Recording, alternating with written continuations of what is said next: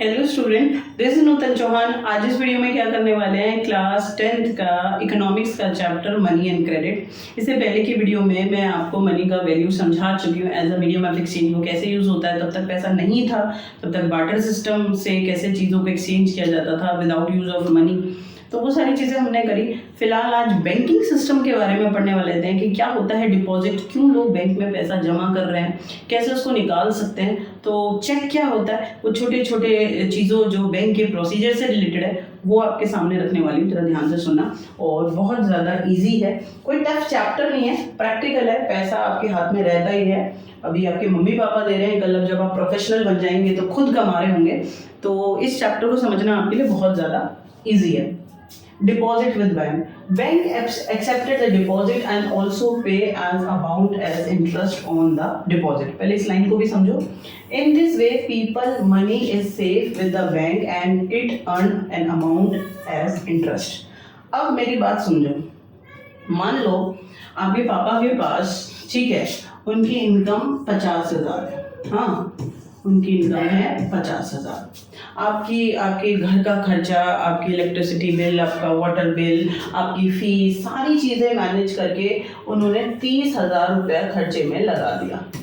ठीक है, बच कितने गए अब उनके पास? अब उनके पास बच गए 20,000 रुपये। ठीक है, अब ये 20,000 वो घर में रखेंगे तो 20 के 20,000 रहेंगे। लेकिन अगर वो बैंक में इसको डिपॉजिट कर देंगे, अगर बैंक में खाता खुलवाएंगे अपने नाम से और उसमें हर महीने 20,000, 25,000, 15,000 जो भी बच रहा है पैसा, वो घर में ना, घर में तो उतना ही रहेगा, बढ़ेगा नहीं। लेकिन अगर आप बैंक में रखेंगे तो हर महीने बैंक उसके ऊपर इंटरेस्ट देता है। मान लो आपने 20,000 रुपये दिया, डिपेंड ऑन बैंक, वेरिएशन है, कोई कितना इंटरेस्ट देता है, कोई कितना। और इस अगर 20,000 पर बैंक ने कहा कि हम आपको 5% इंटरेस्ट देंगे, ठीक है, तो 20,000 का जो 5% इंटरेस्ट कितना बैठेगा? आप मैथमेटिक्स अच्छे से कह सकते हैं। 10% हुआ 2,000 और 5% कितना होगा? 1,000 रुपये। तो अभी 20,000 की जगह वहां पर बैंक में अमाउंट हो गई 21,000 रुपये। तो नुकसान हुआ या फायदा हुआ? तो टुडे, और सेफर साइड इसलिए कि अगर घर में पैसा है 20,000 करके आपने लाख, 2 लाख, 4 लाख जोड़ भी लिया, बढ़ेगा भी नहीं वो पैसा, चोरी हो गया तो। लेकिन अगर बैंक में चोरी हो गया तो बैंक वाले जिम्मेदार है, वो पैसा आपको देंगे, गवर्नमेंट जिम्मेदार है उस बात की। अगर बैंक से चोरी हो जाए तो बात समझ में आ गई। तो आपका पैसा सेफ भी है, ठीक है, और प्लस आपका पैसा बढ़ भी रहा है। बैंक कहता है कि मेरे पास डिपॉजिट करो, अकाउंट खोलो अपना अपने नाम से, ठीक है, कि ये आपका नाम है, ये आपका अकाउंट है, आप पर महीने या पर मतलब 15 डेज में या 2 महीने में, 6 महीने में, जब चाहे आप उसमें पैसा जमा कर रहे हैं। तो इसे कहते हैं the particular amount which is you deposit in bank, ठीक है, that we known as deposit. उसको हम डिपॉजिट कहते हैं, जो पैसा आप बैंक के अंदर रख रहे हैं, ठीक है, जितनी मनी आपकी सेविंग में जा रही है, जो बच रही है, जो खर्चे में नहीं हो रही है, जितनी सैलरी है, जितना बिजनेस से आपके पापा कमा रहे हैं, जो बच रहा है वो पैसा आप बैंक में डालते जा रहे हैं, उसके ऊपर आपको इंटरेस्ट मिल रहा है। तो 2 बेनिफिट है, एक तो इंटरेस्ट प्लस अमाउंट बढ़ रही है, आपका अमाउंट बढ़ रहा है। दूसरी चीज क्या है, सेफ भी है कि चोरी भी हो गया तो बैंक वाले जिम्मेदार है, घर में चोरी हो गया तो रोगे, क्या फायदा। तो ये चीज आपको समझ में आ जानी चाहिए। आगे चलते हैं। People also have the provision to withdraw the money as when they require. It means I deposit per month 20,000, 25,000 after 6 months, 2 months, 15 days or within a day if I require money. मान लो मेरा 2 लाख जमा है, 4 लाख जमा है, मेरी मर्जी, अगर मुझे ज़रूरत है मैं 4 लाख निकाल लूँ, मेरी मर्जी 2 लाख निकाल लूँ, मेरी मर्जी 2 रुपये निकाल लूँ। जब मुझे ज़रूरत है, ठीक है, I'll withdraw money particular amount from bank from my account. This is be known as withdrawal deposit. यानी जो पैसा जमा कर रहे हैं वो है डिपॉजिट, उसके ऊपर इंटरेस्ट मिलता है, और जो पैसा आप निकाल रहे हैं उसे कहते हैं विड्रॉल डिपॉजिट, ठीक है। और जब चाहे आप निकाल सकते हैं, आपका पैसा है, जब चाहे निकाल लो, ठीक है। यहाँ तो बुक में अपडेटेड नहीं है, तो कहते हैं कि भाई आप चेक के थ्रू निकाल लो या फिर आप जाके स्लिप भरो तब निकलेगा। आजकल तो नेट बैंकिंग है और गूगल पे और पेटीएम इतना ऑनलाइन बैंकिंग है, there is no need to go bank. आजकल बैंक जाना ही नहीं पड़ता, सारी फैसिलिटी आप ट्रांजेक्शन्स इजीली ऑनलाइन कर लेते हैं, ठीक है। तो वो भी आपको पता है, आप करते भी होंगे।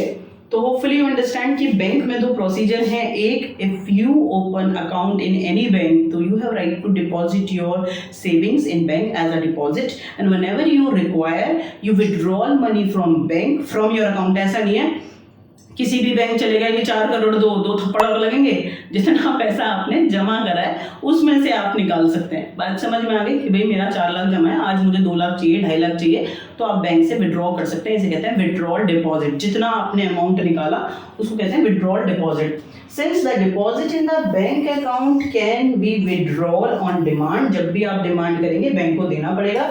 This deposit are called demand deposit. तो बैंक में आप दो काम कर रहे हैं। एक, your savings you submit in bank, that is we know that amount we known as deposit, and on the demand, ठीक है, whenever you require you withdrawal amount, particular amount जितनी आपको ज़रूरत है उसको हम क्या कहते हैं, डिमांड डिपॉजिट। तो आपको इतनी बात समझ में आ गई होगी। और बैंक में क्यों पैसा रख रहे हैं, सेफ भी है और आपको इंटरेस्ट भी मिलता है।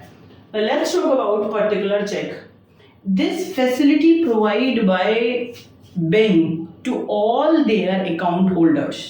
अगर आपका बैंक में अकाउंट नहीं है तो ये बैंक आपको नहीं सुविधा देगा कि आप कह रहे हो कि मैम हम भी चेकबुक लिए आए। नहीं, जिस बंदे का जिस पर्सन का अकाउंट है बैंक में उसने अपना खाता खोला हुआ है तो बैंक उन्हें चेकबुक दे देता है। क्या होता है चेकबुक?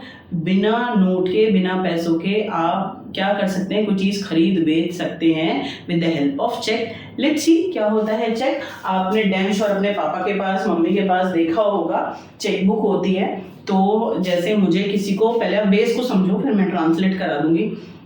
मेरे नाम से एक चेकबुक है नूतन चौहान, ठीक है, और मेरे बैंक ने मुझे इशू की हुई है। मेरे को मेरी डॉटर की फीस 50,000 रुपये जमा करना है, तो मैं उसके स्कूल में 50,000 कैश लेके थोड़ी जाऊंगी। मेरे घर से और स्कूल का डिस्टेंस है, किसी ने बीच में चोरी कर लिया, गए 50,000 रुपये। तो मैं क्या करूंगी, अपने चेकबुक में से चेक निकालूंगी, जिसको देना है उसके बिहाफ पे चेक बना दूंगी कि ये स्कूल है DAV, सेफ्रॉन, ठीक है, मॉडर्न DPS, जिस भी स्कूल में बच्चा है उसके नाम से मैंने लिख दिया कि मेरे अकाउंट नंबर उस पर है, मेरे सिग्नेचर उस पर है। मैं लिख दूंगी भाई 50,000 का अमाउंट लिख दूंगी। तो मैं ये स्कूल को दे दूंगी, स्कूल वाले बैंक में दे देंगे। तो बैंक में देंगे कि भाई किसको देना है, इस स्कूल को देना है, उसके खाते में चला जाए। किस खाते से कटना है, कहाँ से पैसा जाएगा, लिखा हुआ है नूतन के खाते से 50,000 जाएंगे, तो मेरे खाते से निकाल के उनके खाते में डाल देंगे। हो गया। This is a very secure, ठीक है, वर्क कि बिना पैसों के मैंने अपना काम कर दिया। चाहे मुझे रेफ्रिजरेटर लेना है मार्केट से, चाहे मेरे को AC लेना है, सोफा लेना है, मुझे घर खरीदना है, मुझे बच्चे की फीस भरनी है, मैं चेक के थ्रू कर सकती हूँ विदाउट कैश। मेरे अकाउंट से डायरेक्ट पैसा दूसरे के अकाउंट में जिसको देना है वहां चला जाएगा। बैंक ये काम सुविधा देता है ना, इजी प्रोसेस। देखो ये है चेक, देखो क्या करना होता है इसमें। जस्ट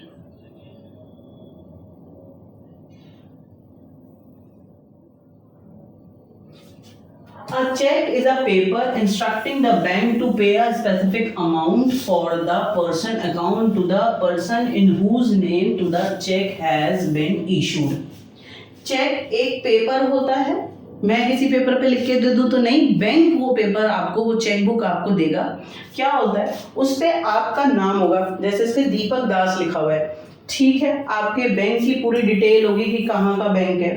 हाँ, आपका अकाउंट नंबर उस पे होगा कि भाई ये अकाउंट है, ये मेरा नाम है और मैं 5,000 रुपीज टेक लेन नाम के इंस्टीट्यूशन को दे रहा हूँ। तो जिसको देना है 5,000 रुपये, उसका नाम लिख दिया, ठीक है, कितना देना है 5,000 रुपये, उतनी अमाउंट 5,000, 10,000, मेरे अकाउंट का नंबर होगा, मेरा नाम होगा और ये चेक हम उसको दे देंगे, वो जाके बैंक में दे देगा। तो बैंक मेरे अकाउंट में से निकाल के 5,000 रुपये, ये अकाउंट नंबर है, इसमें से निकालेगा और टेक लेन के जो अकाउंट है उसमें डाल देगा कि भाई ये चेक पे इस बंदे के साइन है, ये इसने अथोराइज किया है कि मेरे 5,000 रुपये मेरे अकाउंट से निकाल के इसको दे दो। तो पैसे लेके नहीं कह रही, आप शॉपिंग पे आजकल जाते हैं पैसे लेके जाते हैं, आज तो खैर ऑनलाइन ट्रांजेक्शन्स हैं, लेकिन अगर जब तक ऑनलाइन ट्रांजेक्शन्स नहीं थे तो cheque one of the authentic source to exchange goods and services. इतना सारा 2 लाख 5 लाख 10 करोड़ रुपए लेके आप नहीं जा सकते। आज ऑनलाइन है, ऑनलाइन बाद में बात कर लेंगे, बुक में नहीं है अपडेटेड। तो जब तक ऑनलाइन सिस्टम नहीं था ट्रांजेक्शंस, तो कैश लेके जाते थे। आपको 2 करोड़ का घर लेना है तो थैले में भर के ले जाओगे, चोरी हो जाएगा यार, 100% चांस है। तो क्या होता था, बैंक कहता था पैसा लेके मत जाओ, मैं आपका चेकबुक बना देता हूँ कि आपका अकाउंट नंबर होगा, आपका नाम होगा, सिग्नेचर कर देना, किसको पैसा देना है उसका नाम लिख देना, पेई का कितने पैसे देने हैं मैं उसको दे दूंगा। प्रभु समझे व्हाट इज चेक? तो cheque is a paper instruction the bank to pay a specific amount to a particular person. अब मेरे अकाउंट से काटो और उसके अकाउंट में डिपॉजिट कर दो, इसे कहते हैं चेक। और ये सुविधा कौन दे रहा है? ये सुविधा देता है बैंक। तो मुझे नहीं लगता आज के बाद आप चेक को भूलने वाले हैं। आगे चलते हैं, loan activities of the bank. एक काम तो जो बैंक का सबसे इंपॉर्टेंट था कि आप जैसे हजारों करोड़ों लोगों के अकाउंट्स बैंक्स में होते हैं, गवर्नमेंट के भी बैंक हैं, प्राइवेट बैंक भी हैं। तो बैंक एक पर्टिकुलर ऑर्गेनाइजेशन होती है जहां पर जाके आप अपना खाता खुलवाते हैं, पैसे जमा कराते हैं, व्हेनेवर यू रिक्वायर्ड आप पैसा निकाल सकते हैं। तो एक काम तो ये हुआ। दूसरा काम जो बैंक का होता है लोन लेना। क्योंकि अभी तक आपके दिमाग में आ रहे थे बैंक का दिमाग खराब है क्या, इतने सारे लोगों का पैसा रख रहे हो, चोरी हो जाए कौन जिम्मेदार होगा? क्यों कर रहे हैं ये बैंक? आपके देश में numerous different institution work as a bank. बहुत सारे लोगों का पैसा अलग अलग बैंकों में पड़ा रहता है। क्यों कर रहे हैं? उनका क्या बेनिफिट है? वो क्या करते हैं जरा ध्यान से सुनो। लाइक HDFC बैंक है, ICICI बैंक है, आपके फादर का अकाउंट HDFC बैंक में, उन्होंने 5 लाख 10 लाख रुपए उसमें डिपॉजिट किया हुआ है। जरूरत पड़ी 1 लाख निकाल लिया, 2 लाख निकाल लिया, 8 लाख बचा हुआ है ना। तो बैंक क्या करता है, उस अमाउंट को किसी को एज अ लोन दे देता है। किसी भी एक पर्सन आता है कि भाई मुझे लोन की रिक्वायरमेंट है, उसके डॉक्यूमेंटेशन करते हैं, फॉर्म फिल कराते हैं और उसको लोन दे देते हैं। था तो आपके पापा का, ये तो गलत कर दिया बैंक ने, बिल्कुल नहीं गलत करा। बैंक क्या करता है, ध्यान से सुनना, this is the income of bank as a mediator. 10 लोगों को मान लो अकाउंट, ठीक है, एक बैंक के अंदर है HDFC में, सबने 10 लाख 20 लाख 15 लाख जमा करा हुआ है, 1 करोड़ है, उसका सिर्फ 15% वो रोक लेंगे। क्योंकि कभी भी डिपॉजिटर भैया आ भी तो सकता है। 1 करोड़ बैंक के पास है, उसमें से 15% बैंक अपने पास रखता है। ये RBI ने सख्त हिदायत दी हुई है। क्यों? अगर कोई भी डिपॉजिटर आ गया विड्रॉ कराने के लिए अपना पैसा कि मुझे 20 लाख दे दो, 10 लाख दे दो, तो देना पड़ेगा, है ना। तो बैंक क्या करता है, टोटल अमाउंट का 15% तो बैंक के अंदर रखता है, बाकी एज अ लोन जिन लोगों को रिक्वायर होता है दे देता है। ठीक है, तो इसमें बैंक का क्या फायदा है? ठीक है, वो ज्ञानी है कि चलो भैया मदद कर दो, पैसा बांट दो लोगों में, नहीं।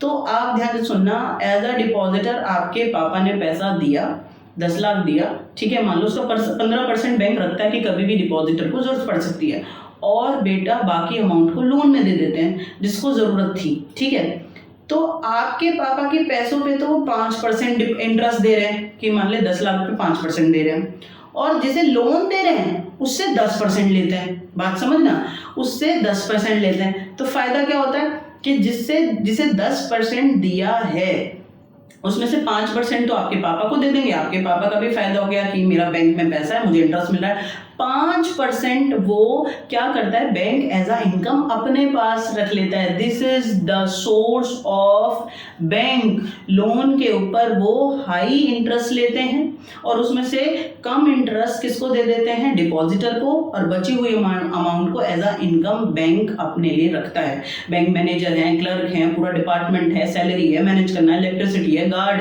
है ना, लॉकर्स हैं, तो पूरा सिस्टम को मैनेज करना है। उसके लिए सोर्स ऑफ इनकम बैंक का क्या होता है, लोन जिसको दे रहे हैं बोरोवर को, उसको लोन जिसको दिया है, मान लो 5 लाख दिया है तो वापस लेंगे 5.5 लाख रुपए, ठीक है, कि आपसे 10% ले लेंगे।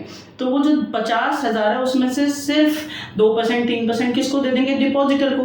बाकी सारा कितना 45,000 46,000 बैंक के पास बच रहा है। अब समझ में आया? तो bank it's a mediator between depositor and borrower. Loan जो ले रहा है उसके बीच में मीडिएटर होता है, और क्या करता है, बैंक अपना इनकम यहीं से जनरेट करता है। बेस मैंने समझा दिया, अब आपको ट्रांसलेट कर देते हैं इसको। अब आपको समझने की में कोई दिक्कत होगी नहीं। Bank keep only small proportion of their deposit cash with themselves. For example, bank in India these days hold 15%.